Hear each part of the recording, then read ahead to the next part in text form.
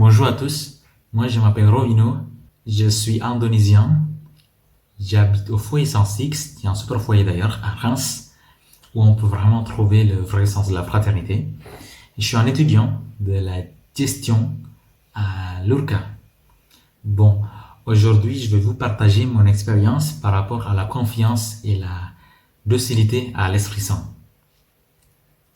En fait, ça fait 2 ans que je suis en France maintenant, et moi je vois que tout ce que j'ai, c'est vraiment la grâce du Seigneur. Mais pour commencer cette expérience, cette histoire, je pense qu'il faut revenir au passé, en 2019, avant que je parte en France. Donc, en fait, même la France, quand j'étais en Indonésie, c'était un peu étrange. On parle pas beaucoup de la France. En plus, j'ai entendu des mauvais stéréotypes contre les Français. Par exemple, ils sont racistes, ils sont froids, etc.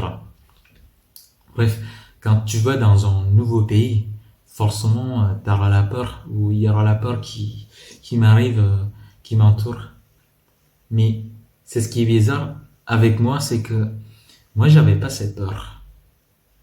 Quand je suis arrivé à Paris pour la première fois, en fait, j'étais hyper excité, et je pensais que, ouais, je vais commencer une nouvelle vie, genre, voilà.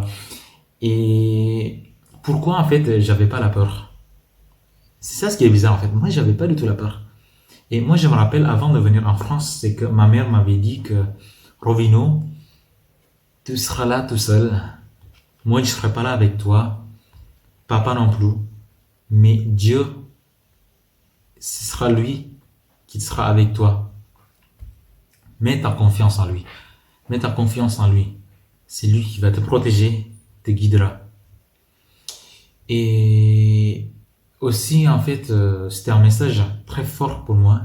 Et même, j'ai même reçu la parole du Seigneur qu'on puisse retrouver en Matthieu 10, verset 16.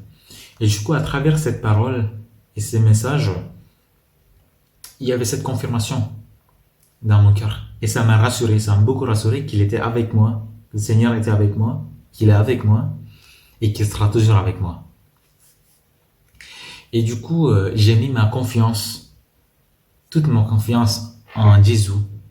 Et aussi, c'est-à-dire de se laisser guider par le Seigneur, de lui donner le volant, de croire tout ce qu'il dit, d'avoir la foi comme les enfants à son Père.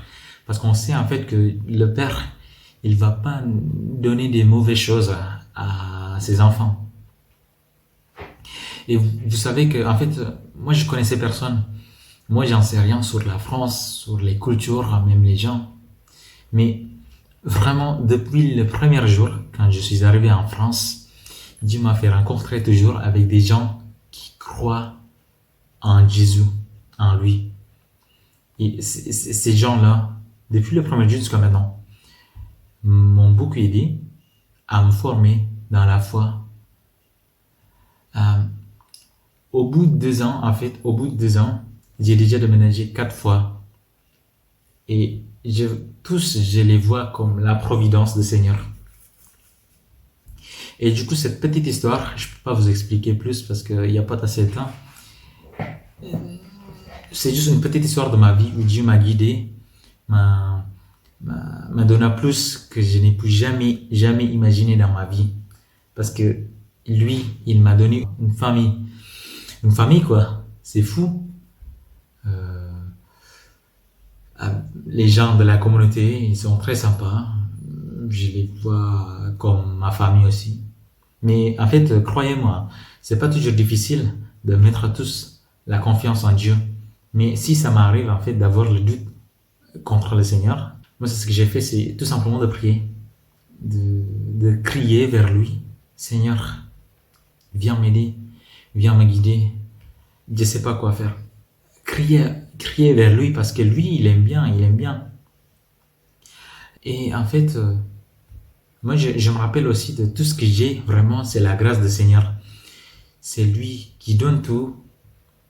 Donc, parle avec lui. Il aime bien de discuter. Il aime bien de nous entendre. Il est là. Et il nous entend. Il nous attend. Merci. Bonne retraite.